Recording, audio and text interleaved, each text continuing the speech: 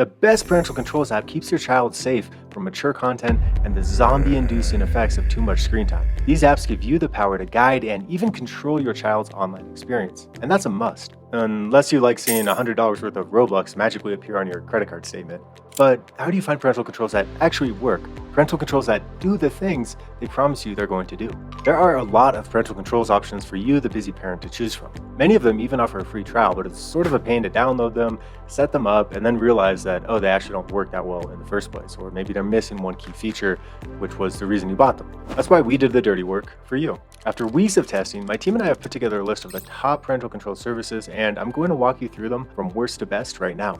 I also have exclusive discount codes to my recommended software, so make sure to check the video description below for those. And at the end of the video, I will be giving you my top tip for protecting your children online, whether you go with parental controls or not, so make sure you stay tuned for that. And rather than waiting until the end, I'll just tell you that right now, my personal favorite parental control is Aura, powered by Circle. I've chosen this as my number one because of its usability and extremely reasonable price point. And again, if you want to grab a discount, check it out below. Here's how we tested our 6 parental control services. First, we downloaded each software to a Chromebook or an iPhone, or both depending on device compatibility. We then explored all the features, time management tools, web filtering, analysis reports, and so on. Next, we did our best to get around the software in the same way that we know our children will. And finally, we looked at cost. After filling a notebook, we compiled our information into a spreadsheet so that we could create apples-to-apples comparisons between all of the softwares we've tested. And ta-da! Now I'm here to share the best parental control services with you. We're going to start with Norton Family. The problem, and it's a big one, is that your child actually has to be using the Norton browsing app in order for content blocking to work. So if your child is in the YouTube app, if they're in the TikTok app, Snapchat, Norton is not going to work. In this scenario, all you could really do with Norton is choose to block the internet entirely. The fact that it only works if you're using the Norton browser disqualifies it for anybody with children over the age of, say, 7. Next up, we have Custodio, which is one of the oldest parental control apps on the market. Installation with Custodio, in my opinion, could be improved. It's not as intuitive as some of the other services on this list. As we move into monitoring and alerts here, probably the most interesting thing about Custodio is it does offer an effective way to monitor your child's text messages on both Android and iOS. Now, is your child sending a lot of text messages, or are they instead communicating within an app like a WhatsApp? Probably the latter, but Custodio is unique in that it does offer very effective text message monitoring. It's also going to monitor social media, most apps, most search browsers, and it does have a geolocation feature so that you can see where your child or children are. Content blocking with Custodio does work reasonably well, but we were able to find a few ways to get around it. Here's an example. When testing, I chose to block social media entirely. What I found is that I couldn't go to Twitter directly, and I couldn't navigate to the URL in my web browser. But I could search for a specific Twitter or X handle and navigate to it directly from Google search results. That's one workaround that we found. Custodio's scheduling tools are fine, though admittedly a little inconvenient. And that's because you have to schedule restricted versus free hours on a day-by-day basis. You can't set up weekly routines. That's annoying. Usage reports from Custodio are very thorough. You are going to get a full timestamped activity history from your child, including a list of any blocked sites that they attempted to visit. When it comes to disabling the app, your child is not going to be able to do so without your credentials. However, we did find a little loophole, and that's this. If your child changes the time zone on their phone, they can essentially allot themselves unlimited screen time, so keep an eye out for that. When it comes to the value that Custodio represents, it's going to be on the more expensive side of things, coming in at $99.95 a year. At its price point, Custodio is simply not the most cost-effective parental control service on the market. But you should know that you can get a pared-down version of Custodio for, let's see here, $54.95 a year. But this basic plan is, well, basic. You are not going to get message monitoring. You're not going to get specific app time limits with the basic plan. While Custodio is not my top pick, there are worse services out there. And it could be a good fit for those parents of you who are looking to monitor text messages in full. If that's you, check out our discounts in the video description below. And if you're looking for text monitoring, but you want something a little less invasive, that option is Bark, and that's a name you might already be familiar with. Installing Bark is somewhat time consuming. And that's because you have to install it individually with each app that you want to track. Now, once you get Bark installed, it is a very effective monitor of your child's activity. And this is the key word, monitor. Bark is designed to monitor, not control your child's online experience. It will monitor social media apps, text messages, emails, and yes, it does provide geolocation alerts. In testing, we found Bark's AI-driven monitoring capabilities to be quite good. And for some of you watching this,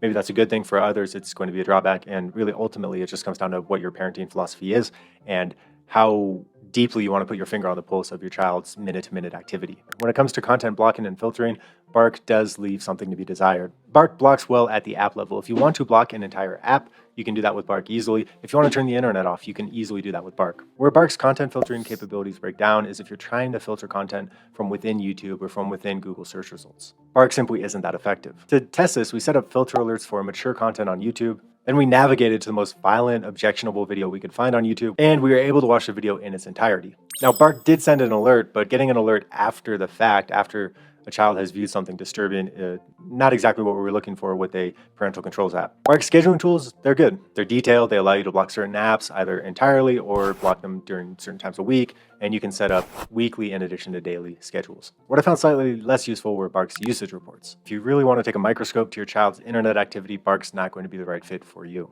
If you want to see their entire search history, their entire internet activity, again, not the right solution for this. All Bark is going to do in its usage reports is show you any content that you set an alert for. The Bark app is also surprisingly easy to get around. All your child has to do is turn off the VPN that Bark places on their device. So if you do have older children in the household, they are going to figure out how to do this quickly. If you go with the Bark app, it's going to come out to $14 a month, which is somewhat expensive for parental controls. If your child is using a Chromebook or an Android device for entertainment or schooling or both, Google Family Link might be enough for your family. The key phrase here being might be.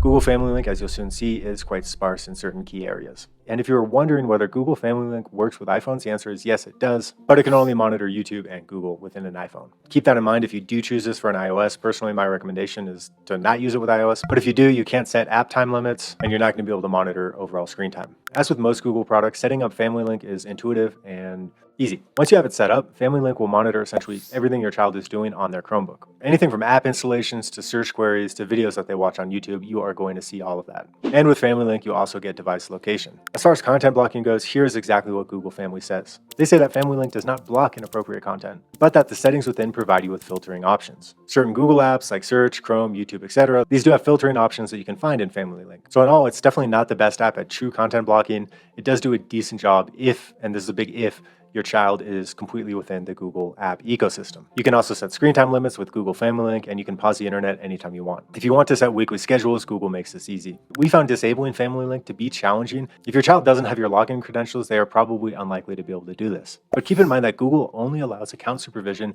until the age of 13. When it comes to pricing, Google Family Link does offer pretty exceptional value, and that's because it's completely free. So certainly not the most robust parental control software, but as a free option, it's pretty decent, at least if you are within the Android ecosystem. Next up, we have Mobicip, which in spite of its really annoying name, I have to say is one of the few parental control services we've trialed that works really well with iOS. Installing it is simple, even on an iPhone. You can also create a co-parent account that will allow a partner or a co-parent to essentially have access to the same degree of visibility that you have as the parent. One thing I like about Mobicip is it does give you the option to either monitor and manage your child's activity. If you choose to monitor and manage, you can block content, you can set screen time limits, whereas if you choose to monitor, you will see what your child is doing, but you won't be able to control it. Monitoring with Mobicip is a little hit or miss here, if I'm being totally honest. It does provide geolocation tracking, but there are specific apps and really popular apps at that it doesn't actually monitor. Content blocking with Mobicip, again, also a little hit or miss here. You can easily add websites that you want to block, and you can put content filters in place in the parent dashboard. But there is one issue with content filtering that I should point out. So while Mobicip says it monitors YouTube videos, it seems, at least based on our testing, that all it does is it puts YouTube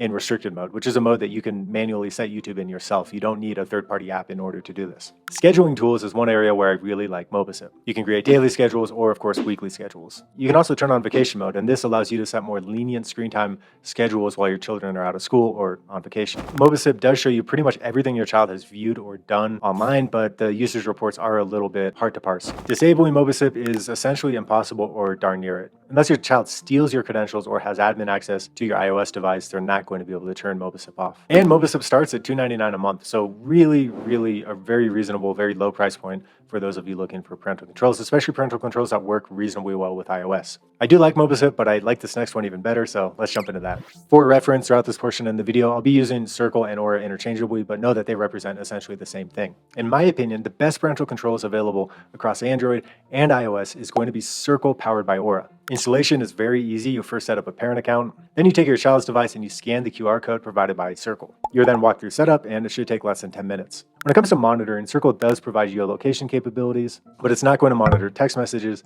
and emails the same way that some other parental controls apps do. That said, Circle's app coverage is far and beyond what most competitors offer. Their breadth of coverage is extremely broad. So Aura's scheduling options are not quite as detailed as what you're going to get with Bark or Norton Family, but they should be enough for most families. The main thing you want is the ability to set daily screen time limits, which you can do with Circle. Additionally, with Aura's parental controls, you can actually set screen time as a reward, which is a unique feature that I haven't seen offered by other companies. And what this allows you to do is reward your child for positive behavior. So say they pass organic chemistry. Well, you can give them additional screen time because of that. As far as what your child is viewing online, Aura isn't going to give you a full browsing history like some services do, but it does provide you a list of the apps they're using and the sites they're visiting. It will also tell you exactly how much time they're spending on a given app or site. I also like that Aura Circle is difficult to disable. Now, determined kids will probably find a way around most parental control apps, but this is going to be quite difficult with Circle. Unless they steal your password, they're probably not going to be able to deactivate the software. Now, the best part about Circle parental controls, in my opinion, is that it is part of the Aura family. When it comes to price, Circle offers exceptional value. It comes in just under that $100 a year price point, and you can actually try it free for 14 days by clicking the links in the video description below.